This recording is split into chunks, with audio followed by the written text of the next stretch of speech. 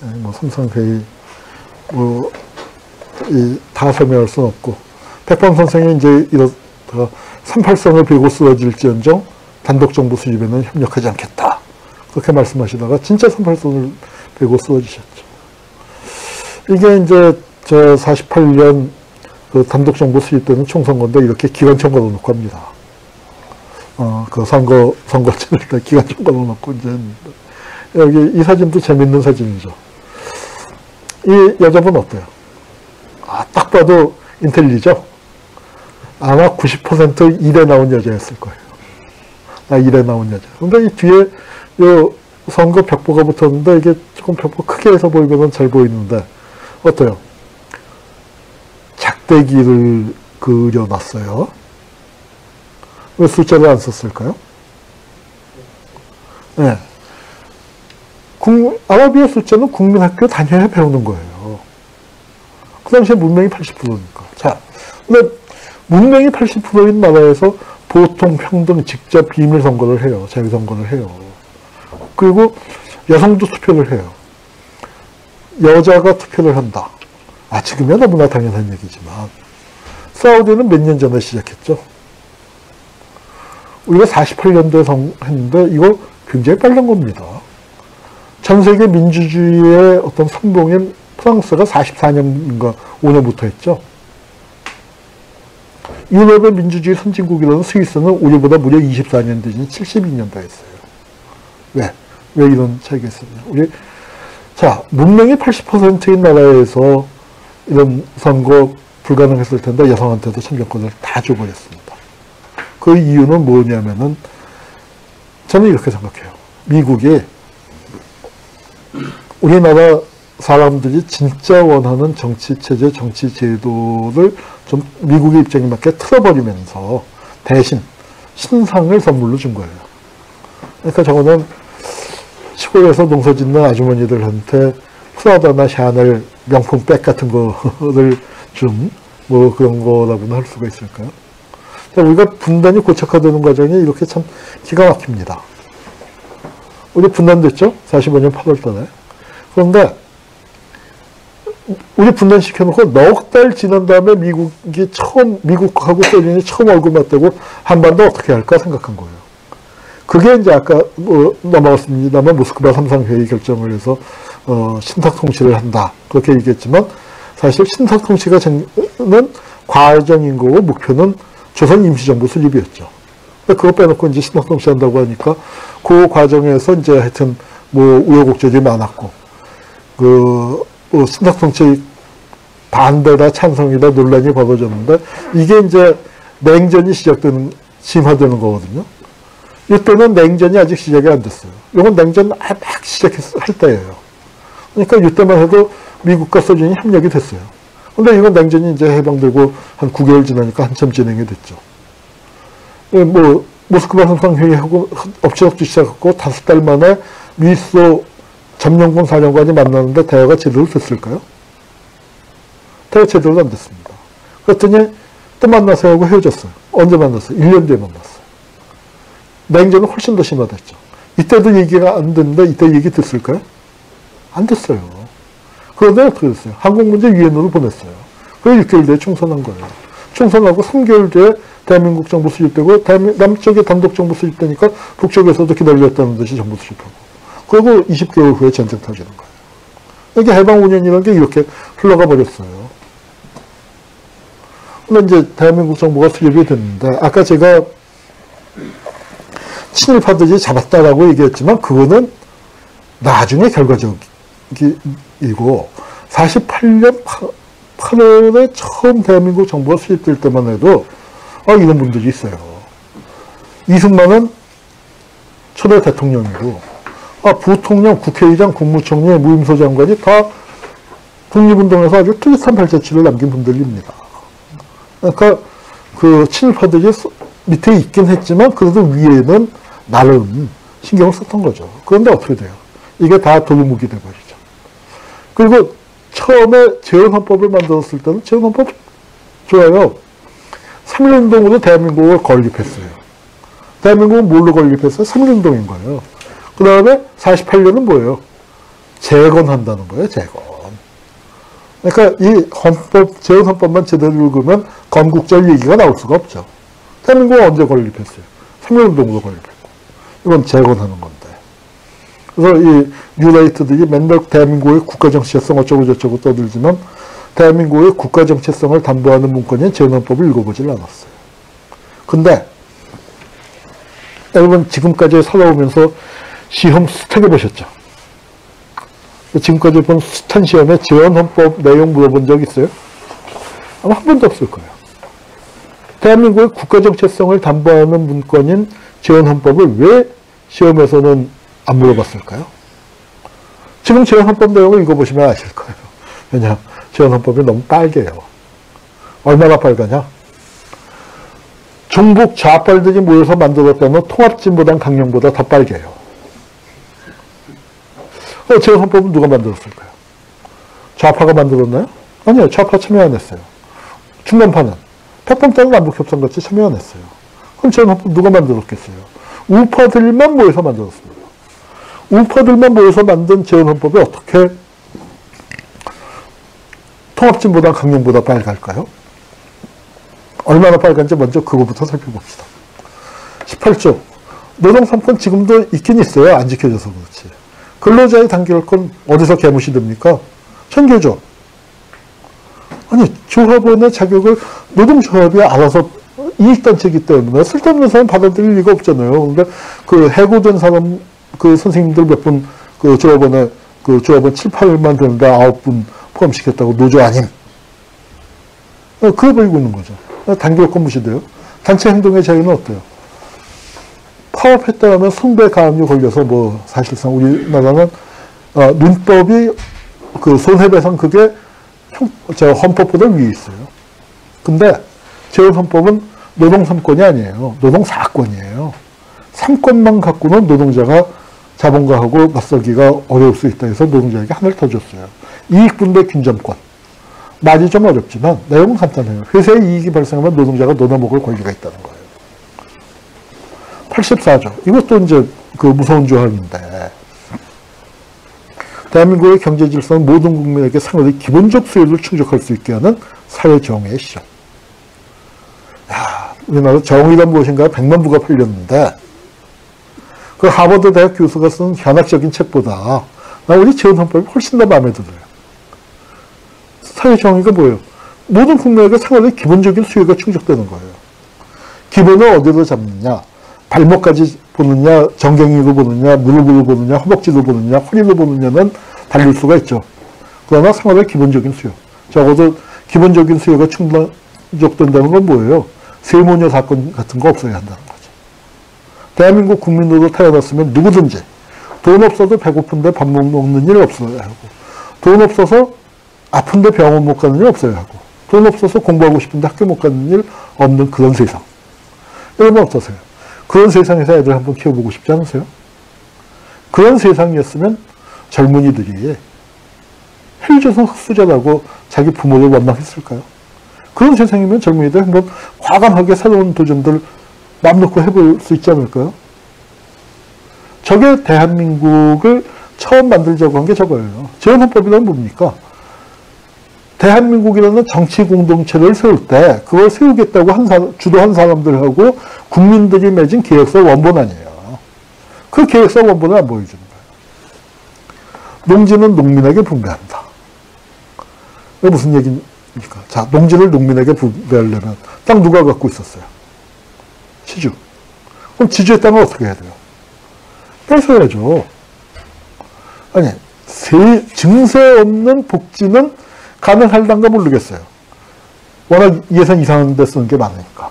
그것만 잘못해도 증세 없는 복지는 가능할지 모르지만 농지를 농민에게 분배하려면 어떻게 해야 돼요? 지주들 땅 뺏는 수밖에 없잖아요.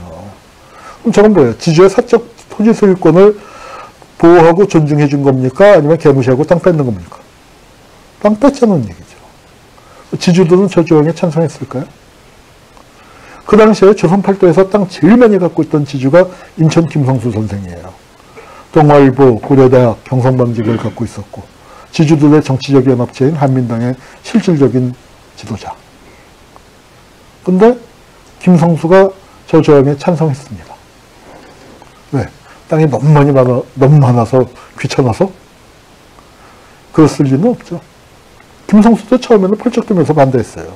땅을 내놓으라니. 근데 어때요? 가만 살펴보니까 저거 받아들이지 않으면은 농민들이 와서 낙들고 와서 찍어버릴 것 같으니까. 공산혁명이 일어날 것 같으니까 저거 받아들여야 한다요. 세상이 바뀌었다. 아니, 그런데 우리나라에서 농민들이 언제부터 저렇게 과격해졌을까요? 조선 후기 밀란, 땅 내놓으라는 거예요? 아니에요. 관아에 쳐들어가서 세금 그만 걷어내는 거예요. 의병이나 독립군은 땅 내놓으라고 했어요? 동학농민전쟁 땅 내놓으라고 했습니까? 그런 얘기 없었어요. 일제시대 농민운동은요. 대부분이 소작쟁이에요. 소작력 깎아달라는 거예요. 근데 농민들이 언제부터 저렇게 과격해졌을까요? 저게 일제 말기에 가면은 독립운동이 심화되면서 깨달아요. 농민들이 참여해야 할 거 아니에요. 3.1운동이 실패로 돌아간 다음에 농민들이 주춤했단 말이에요. 왜? 독립운동 참여 못하게 일본 놈들이 다 막았었잖아요. 독립 쉽지도 않고, 독립운동 괜히 참여했다가 어떻게 돼요? 의병들 장터에다가 다 목매다 넣어놨죠. 3.1운동 나갔던 형들 총 맞고 칼 맞고 감옥서 다 갔죠. 그런데 그런 거 보고 자란 농민들을 독립운동에 끌어들이는데 대한독립 만세만 외치자고 해서 저겠어요? 소장료 깎아줄 테니까 목숨 걸고 독립운동 합시다 하면 뭐라고 했을까요? 독립운동 너나 하선 그러지. 그러니까 해방되면은 새나라 세우면은 땅 나눠준다고 약속한 거예요.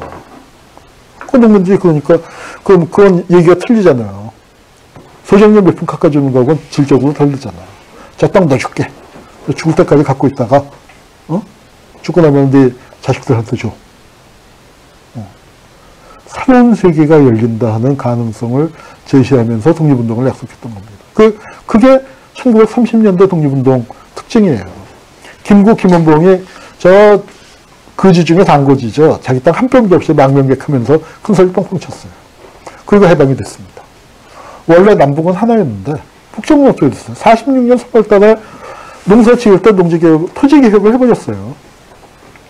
근데 우리 북쪽은 토지개혁했대. 남쪽은 우리는 언제 하지?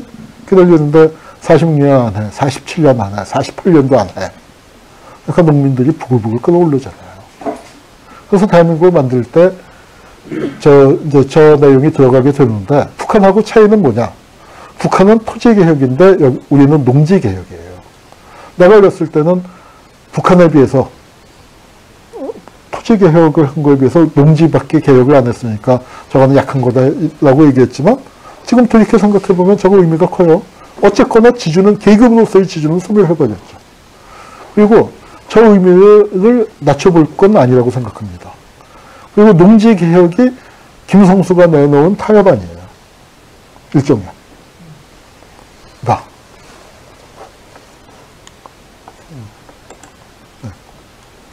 이봐, 여러분들 농사 지을 땅을 내줄게. 농가밭은 내줄게. 근데 우리 지주도 먹고 살아야 하잖아. 대지하고 임야는 남겨줘. 그리고 지주들 설득했죠. 한편으로는 또. 세상 바뀌었어. 우리 농가밭 안 내놓을 수가 없어. 농가밭 내놓고 새나라에서 살아보자고. 이게 대타협이죠. 이쯤 되면 이거 대타협이라고 부를 수 있잖아요. 아니 박근혜 때 무슨 50대 임금 깎아갖고 20대 일자리 만드는 게 그게 대타협이에요? 대사기지? 그런데 이런 대타협의 역사를 왜 안 가르칠까요? 젊은이들이 또 대타협 하자고 할까봐. 지금 재벌들이 곳간에 쌓아놓고 있는 사내 보유금 그거 20, 30조만 풀어도 청년 실업은 쉽게 해소할 수 있잖아요. 85조, 87조. 중요산업 국유화입니다. 이거 어마어마한 얘기죠. 중요한 운수, 통신, 금융, 보험, 전기, 수지, 수도, 가스 및 공공성을 가진 기업, 지금 어떻게 됐습니까? 대충 삼성 거죠. 근데 우리는 지금 국영이나 공영이에요. 아니, 이거 지금 중요산업 국유화, 사회주의 해전 얘기입니까? 자, 지금 중요산업 국유화는 이거 백범 선생 할아버지가 사과 들어오셔도 하기 힘들 거예요. 근데 저건 백번뿐만 아니라 한민당도 반대 못했어요. 왜? 이걸 지금하고 다릅니다. 1945년 8월 15일로 가면은요, 중요산업이 아니라 한반도에 있었던 산업자본의 94%가 일본인이나 일본 제국주의 국가기관 소유예요. 총독부나 동척, 또 뭐 일본인 식산은행 뭐 그런 데 거란 말이에요. 일본인 개인 거구나. 그거 누구 걸로 해야 합니까? 조선사람 전체의 거죠. 조선사람 전체의 것이어야 하는데, 그걸 이제,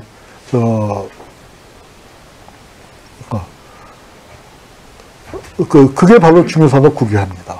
그러니까 거의 이론의 여지가 있을 수 없어요. 지금, 근데 중요산업이 국유화됐다면 세상이 어떻게 됐을까요? 자, 중요산업이라면 어디까지가 중요산업이죠? 한, 10대 재벌, 20대 재벌, 또는 GDP의 한 30%, 40%? 잘 모르겠어요. 복잡하니까, 우리 그냥 간단하게, 삼성전자 하나가 국유화됐다고 상정을 해봅시다. 그럼 삼성전자의 이익금을 갖다가, 교육이나 복지에 쓸 수 있다는 얘기죠. 쉽게 설명해서. 자, 삼성전자 이익 얼마 났습니까? 분기 순이익이 작년에 15조인가 16조쯤 됐죠. 그런데 어닝 쇼크가 온다고 엄살을 떨고 있는데, 자, 그걸로 뭐 하면 좋을까요? 1사분기 순이익 15조 잡고. 저는 학교에 있어서 반값 등록금부터 했으면 좋겠어요. 대학생들 참 요새 우울하게 지냈는데, 그 반값 등록금 하는데 얼마 든답니까? 6조 조금 더 든대요. 그러면은 15조면 뭐가 돼요? 반값 두 번 하면은 대학 무상교육이 되는 거예요. 대학 무상교육을 하고도 장학금 한 2, 3조 줄 수 있는 거예요. 1사분기 수익금은. 2사분기 수익금 갖고 뭐 할까요? 그놈의 탈 많고 말 많은 누리산인가? 무상 보육을 해야 돼요? 무상 급식을 해야 돼요? 둘 다 해야지. 큰 놈 밥그릇 뺏어서 작은 애 젖꼭지 물려줄 수 없잖아. 근데 그거 돈이 없어서 못한다고 그렇게 밥그릇에 아우성을 쳤는데, 그거 얼마 든답니까? 4조가 채 안 들어요. 15조면 그런 거 3개, 4개 할 수 있는 거예요. 그러면 그거 해결했고, 3, 4분기 수익금은? 4, 4분기 수익금은? 중요산업 국유화라는 게 이렇게 무서운 겁니다. 삼성전자 하나만 국유화돼도 그런데, 그걸 해야 되는 거예요. 그런데 지금 어때요? 자, 저걸 다 헤쳐먹은 거예요, 친일파들이. 누가? 친일파 중에선 누가? 영화하는 친일파들이. 내가 어렸을 때는요, 동네 똥개의 절반이, 그거는 누렁이 황구라도, 5대 접종이라도 전부 다 이러면 매지매지 쫑쫑이에요. 매지나 쫀이에요. 그럼 왜 그랬을까? 그 생각을 해보니까, 민중들의 소박한 분노가 아니었을까. 전체 민중들의 피와 땀이어야 할 중요산업이나 그런 적산이죠, 적산. 적산을 해먹은 이 영화하는 친일파들. 얼른 이름을 조은이나 밀위로 바꿨단 말이에요. 그런 놈들에 대한 소박한 분노가 아니었을까 생각을 합니다. 헌법회의라는 책이 있어요. 재헌헌법에 대해서 가장 권위 있는 해설서입니다. 이분이 유진호 박사관 분이 재헌헌법을 기초한 분이에요. 그래서 국회에 유진호 안을 갖고 국회에서 토의를 했고, 이분이 가서 이 조항은 이런 내용입니다 얘기하면 한 조항 한 조항 토론을 해서 확정 지어 나갔으니까 재헌헌법의 최고 권위 있는 해설자죠. 근데 저분이 쓴 책을 읽다가 깜짝 놀랐어요. 헌법의 경제조항에 대해서 이렇게 얘기합니다. 우리나라는 경제 문제에 있어서 개인주의적 자본주의 국가의 체제를 뭐 했어요? 폐기하고. 뭘 채택했어요? 사회주의적 균등의 원리를 채택했다. 그렇게 얘기합니다. 사회주의적 균등의 원리. 절대로 어디 가서 대한민국의 사회주의를 채택했다더라. 그렇게 말씀하시면 안 됩니다. 사회주의 채택한 건 아니에요. 균등의 원리를 채택했는데 그게 사회주의에 가깝다는 얘기예요. 균이라는 말, 균등이라는 말이요. 재헌헌법 전문 아까 짧았잖아요. 몇 주 안 되잖아요. 거기 2번 나오는 말입니다. 왜 그렇게 균을 중요했고, 임시정부 3균주의 아니에요. 그 균등을 그렇게 중요시한 거예요. 근데 사회주의 채택했던 건 아니지만 자본주의에 대해서 자신 있게 말씀하세요. 우리 뭐 했다고? 폐기했다고. 제가 수능시험 출제 한 번도 불려간 적이 없는데 아마 이거 나 들어가면 이거 낼 거야. 그거 공언하고 다녀서 그런지 모르겠어요. 이거 뭐냐면 대한민국의 국가정체성에 관한 문제입니다. 우리는 대한민국은 자본주의 시장경제 채택해서 이렇게 잘 먹고 잘 살고 북한은 사회주의 했다가 쫄딱 망했다고 얘기하는데 재헌헌법에 대한 가장 권위 있는 해설서에 보면 다르게 나와 있어요. 우리 자본주의 국가체제 폐기했다는 거예요. 그리고 뭘 채택했냐. 재헌헌법의 기본 정신이 정치적 민주주의와 경제적 사회적 민주주의를 조한돼 있대요. 정치적 민주주의, 자유민주주의예요. 우리 대한민국 자유민주주의 하자고 한 거 맞습니다. 뉴라이트들 아주 좋아하는. 그런데 자유민주주의만 하자고 한 건 아니에요. 경제적, 사회적 민주주의인데 경제적 민주주의 쉽게 설명하면 경제민주화 생각하시면 돼요. 사회적 민주주의 뭐예요? 봉건 특권 없는 거. 힐조선 흑수저 아닌 게 사회적 민주주의를 좋아하는 거죠.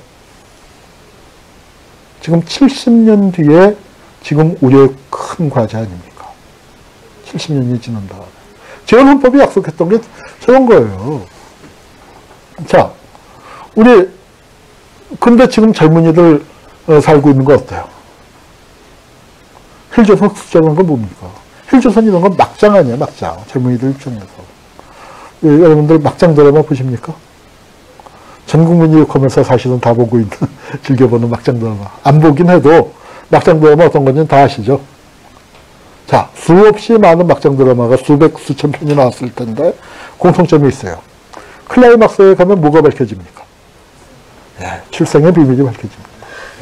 출생의 비밀 뭘로 밝혀요? 유전자 DNA 검사하고 뭐 혈액형 검사하다가 밝혀져요. 우리는 대한민국의 유전자가 자본주의 시장경제인 줄 알았는데 대한민국의 유전자가 뭐예요? 정치적 민주주의와 경제적, 사회적 민주주의가 조화된 그런 민주주의예요. 이런 민주주의가 뭐예요? 진보적 민주주의예요.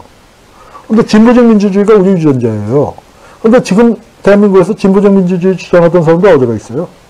감옥가 있어요. 통합민주당 그 해관이 진보적 민주주의 주장했는데 북한 사회주의 추정했다고 잘렸는데 사실은 우리 재헌헌법에 근거를 두고 있는 얘기입니다. 우리 지금 현행헌법에 보면 임시정부가 법통을 계승한다고 했죠. 임시정부가 이런 진보적 민주주의 정부예요. 여기 보면 백범 선생의 말씀입니다. 3.1 혁명운동 이후에 가장 진보적인 민주주의 이상을 갖고 혁명적 정치체제를 수립했는데 그게 임시정부란 말이에요. 해방되고 나면 진짜로 본때 있는 민주주의 지배해보겠다. 자, 지금 헌법의 아버지가 재헌헌법이겠죠. 재헌헌법의 아버지가 임시정부예요. 할아버지가 진보적 민주주의가 아버지가 진보적 민주주의면 내 유전자, 내 혈액형은 뭐가 돼야 돼요? 진보적 민주주의여야 돼요. 근데 우리 진보적 민주주의를 감옥에 보내놓고 헌법이 대한민국을 지켰다고 하니 저 헌법은 뭐예요? MLB도 몰라보는 헌법인 거죠. 우리 헌법의 유전자, 대한민국의 국가 정체성이 진보적 민주주의였다. 저게 임시정부가 꿈꾼 나라예요. 그래서 임시정부가 꿈꾼 나라에 대해서 시험에 안 나오는 거예요. 자, 그런데 우리 어때요? 그러면 다시 아까 이 질문으로 돌아가서 아니, 재헌헌법을 만든 사람들이 우파인데 우파들만 모여서 만들었다는데 왜 이렇게 급진적인 내용이 들어갔을까? 아까 설명했지만 지금 보니까 급진적이지 그 당시에는 급진적인 게 아니라 상식적인 거예요. 그리고 또 중요한 거. 어쨌거나 해당이 됐습니다.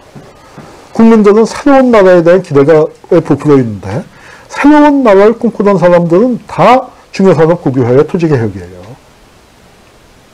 그런 나라를 기대를 하고 있어요. 그럼 북한은 그렇게 했어요. 그럼 남쪽도 그걸 안 할 수가 없어요. 재헌헌법이 비록 우파들만 모여서 만들었지만 독립운동의 큰 물줄기를 벗어난 게 아닙니다. 제가 즐겨하는 비유가 뭐냐면은 북한의 인민민주주의 헌법, 48년도 인민민주주의 헌법하고 우리 재헌헌법하고 공통점이 참 많습니다. 정치 체계를 놓고 보면은 재헌헌법과 현행헌법이 닮았죠. 그런데 사회경제적인 정책을 놓고 보면 재헌헌법과 닮은 거는 지금 헌법이 아니고 인민민주주의 헌법이에요. 근데 그건 어떻게 설명이 가능하냐? 그게 바로 독립운동가가 꿈꾸던 나라예요. 북쪽은 공산주의자들이 주도를 하다 보니까 독립운동의 큰 물줄기 중앙에서 볼 때 왼쪽에 가 있어요. 근데 우리는 우파가 하니까 오른쪽에 가 있는데 그 물줄기를 벗어난 건 아니란 말이에요. 여러분 한강물을 뜰 때 용산에서 한 바가지 뜨나 노량진에서 한 바가지 뜨나 다 한강물이죠. 그런 비유를 들자면 그런 겁니다. 자, 우리 여기 이제 우리 사무실 근처에 학교는 많은데 음식점이 하나도 없어요. 정말 놀랍게도. 김밥집 하나가 없어요. 근데 이제 여기 학교들 많은데 그 중고등학교 뭐 많은데 그 앞에 음식점에 들어오는데 두 개가 갑자기 신장 개업을 한대. 그러면 어떤 집이 장사가 될까요? 학생들이 좋아하는 떡볶이도 팔고 분식도 팔고 퓨전 뭐 그런 거 파는 데 하고 정통 최고급 한정식 집하고 보나마나 그 소비자들이 원하는 걸 세울 거 아니에요. 지금 우리는 대한민국에서 나서 자랐기 때문에 대한민국 국민으로서의 정체성이 너무 심하게 들어있죠. 국뽕이란 말이 나올 정도로 너무 심하게 들어있어서 탈인데 48년으로 가보세요. 거기 대한민국에 태어난 사람이 없어요.